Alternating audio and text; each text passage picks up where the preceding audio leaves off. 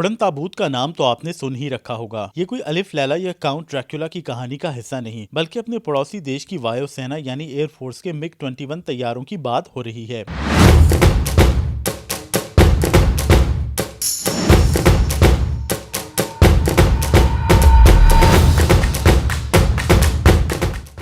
वही MiG-21 supersonic fighter interceptor jet जिस पर कभी भारतीय वायुसेना को नाज था, अब खटारा और नाकारा करार दिए जा चुके हैं। MiG-21 और बहुत से लड़ाकू विमानों को कोई और नहीं बल्कि भारतीय हुक्काम खुद नाकारा करार देकर उनसे जान छुड़ाना चाहते हैं। अपग्रेडेशन के बाद भी MiG-21 की सेहत पर कोई खास फर्क नहीं पड़ा और MiG-21 बाइजन का लेबल लगाकर भी ये झूमते झामते पाकिस्तान सिर्फ चाय पीने आ जाते हैं और पाकिस्तानी भी उन्हें फैंटास्टिक टी पिलाकर ही भेजते हैं। खैर, बात MiG-21 से भी आगे जा चुकी है और मोदी जी की मेक इन इंडिया पॉलिसी की बदौलत भारत की तीनों मुसल्लह अफवाज को इंतहाई अहम आलात और साजो सामान की किल्लत का सामना है। भारतीय दिफाई हुक्काम का कहना है कि ये किल्लत पाकिस्तान और चीन जैसे दुश्मनों का एक साथ मुकाबला करने की स्ट्रेटेजी के आड़े आ चुकी है। खासतौर पर इंडियन एयरफोर्स को लड़ाकर तैयारों और हेलीकॉप्टर्स की शदीद किल्लत का सामना है। इंटरनेशनल जरीदे ब्लूमबर्ग ने भारतीय हुक्काम के हवाले से अपनी रिपोर्ट में इस तमाम तर सूरत हाल का जिम्मेदार मोदी जी और उनकी मेक इन इंडिया पॉलिसी को करार दिया है। मोदी सरकार ने दिल्ली पर कब्जा करते ही अपनी मेक इन इंडिया पॉलिसी का ऐलान किया था, जिसके तहत मोबाइल से लेकर लड़ाकू विमान तक भारत में ही तैयार करने की बात की गई थी, ताकि एक तरफ तो कीमती फॉरेन रिजर्व्स को बचाया जा सके और साथ ही भारत को टेक्नोलॉजी के लिहाज से अमेरिका और यूरोप के बराबर लाने की हसरत पूरी की जा सके। लेकिन ये हसरत ही रह गई, क्योंकि वो ये भूल गए कि अमेरिका, यूरोप, रूस और अब चीन जैसे मुल्क ने भी दिफाई मैदान में खुद इन्हिसारी के साथ काबिल भरोसा हाईटेक वेपन्स और वेपन सिस्टम्स की तैयारी की मंजिल महज चंद बरसों में हासिल नहीं की। इसके लिए अरबों बल्कि खरबों डॉलर्स की सरमायाकारी के साथ मुहक्किकीन और माहिरीन की एक ऐसी खेप तैयार करने में भी बरसों लगे, जिसके बाद ये ममालिक अच्छे और माकूल हथियार तैयार करके न सिर्फ उन्हें इस्तेमाल कर रहे हैं बल्कि दीगर ममालिक को भी बेचने में कामयाब हुए। मोदी जी और उनके वैज्ञानिक नौरतन अगर अपने गिरेबान में मुंह डाल लेते तो उन्हें पता चल जाता कि उनका समोसा अभी तक आलू वाली फिलिंग के बगैर है, यानी उनका तेजस अभी कई बरस तक उठक बैठक करने के बाद भी इस काबिल नहीं हुआ कि खुद इंडियन फोर्स ही उसे गोद ले। और फिर अर्जुन मेन बैटल टैंक की कहानी भी सबके सामने है। महाभारत के हीरो के नाम पर बनाए जाने वाले टैंक ने भारत का नाम रोशन करने के बजाय खुद उसके मुंह पर काफी कालक पोती है। बात हो रही थी ब्लूमबर्ग की रिपोर्ट की, जिसके मुताबिक चीन को आंखें दिखाने का ख्वाब देखने वाले भारत को मोदी जी की बेवकूफी पर मबनी पॉलिसी की बदौलत बूढ़े, नाकारा और खटारा फौजी साजो सामान की रिप्लेसमेंट नहीं मिल रही और इसके साथ ही पुराने और बूढ़े जहाजों और हेलीकॉप्टर्स के हादसों के बायस फौजी जवानों और अफसरों की हलाकतों में भी इजाफा हो रहा है। ब्लूमबर्ग ने तमाम तर सूरत हाल की सूझबूझ और जानकारी रखने वाले भारतीय दिफाई हुक्काम का नाम जाहिर किए बगैर बताया है कि मोदी सरकार की जानिब से डोमेस्टिक प्रोडक्शन में इजाफे की पॉलिसी भारतीय फौज को ले बैठी है और अब उसे पाकिस्तान और चीन जैसे ताकतवर दुश्मनों के सामने काफी मुश्किलात का सामना है। मेक इन इंडिया पॉलिसी की बात की जाए तो इस पॉलिसी के तहत भारत की बर्री, बहरी और फिजाई अफवाज पर बाद साजो सामान की इम्पोर्ट के लिए पाबंदी लगाई गई थी, ताकि भारत खुद इन आलात और साजो सामान को तैयार करने के काबिल हो सके। काबिलियत खाक मिलना थी। भारतीय फौज के पास जो कुछ है उसका भी बोलो राम होने लगा। यानी अब सीन ये है कि भारतीय मुसल्लह अफवाज को 2026 तक हेलीकॉप्टर्स और 2030 तक एयरक्राफ्ट की शदीद कमी का सामना होगा। मोदी जी के 8 साल राज के बाद अब सूरत हाल ये है कि दुनिया के बड़े डिफेंस इंपोर्टर माने जाने वाले भारत के पास इतनी सलाहियत नहीं कि वो अपनी जरूरियात अंदरूनी मुल्क से ही पूरी कर सके और हुकूमती पाबंदियां क्रिटिकल आलात और हथियार बाहर से मंगवाने की इजाजत नहीं देती। यानी मोदी जी ने भारत को डिफेंस या दिफा के मैदान में खड़ा करते करते उसके हाथ पांव बांधकर कुल्हाड़ा मार दिया, बल्कि पांव ही कुल्हाड़े पर दे मारा। मोदी जी के ऊंचे सपने देखने पर तो कोई पाबंदी नहीं लगा सकता। वैसे तो वो खुद भी बहुत बड़े ज्ञानी हैं और इस बात पर भी विश्वास रखते हैं कि भारत में हजारों बरस पहले वैदिक दौर में ऑर्गन ट्रांसप्लांट भी हुआ करता था, लेकिन डिफेंस इंडस्ट्री पर जो उन्होंने 30 से 60% होममेड कंपोनेंट्स की अड़चन लगाई है वो अब पूरी भारतीय सेना के गले को आ गई है। इससे पहले भारत में किसी को ऐसी पाबंदी लगाने का ख्याल नहीं आया था। अब मौजूदा सूरत हाल में आगे चलकर भारत की ऑपरेशनल रेडीनेस का मजीद बुरा हाल होने वाला है, क्योंकि बैक वक्त पाकिस्तान और चीन को टक्कर देना तो दूर, अब उनकी मशीनें भी जवाब देने लगी हैं। और मशीनें बोले तो लड़ाकू विमान, हेलीकॉप्टर्स, टैंक्स और आर्टिलरी वगैरह। 2020 के बाद से हिमालय के आर पार चीन और भारत के फौजी एक दूसरे की आंखों में आंखें डालकर खड़े हैं और कमजोर एयरफोर्स का सीधा सीधा मतलब ये है कि भारतीय सेना को जमीन पर अपने फौजियों की नफरी में अच्छा खासा नहीं बल्कि डबल इजाफा करना होगा। जाहिर सी बात है कि भारतीय डिफेंस मिनिस्ट्री के हुक्काम इस सूरत हाल पर खुली गुफ्तगू तो नहीं कर सकते, लेकिन आदादो शुमार बताते हैं कि इंडिया ने अपनी डोमेस्टिक डिफेंस परचेज में अच्छा खासा इजाफा तो किया है, लेकिन बहुत से कॉम्प्लेक्स और हाईटेक प्लेटफॉर्म्स जैसे कि डीजल इलेक्ट्रिक सबमरीन्स और ट्विन इंजन फाइटर जेट्स बनाने में वो बहुत पीछे है।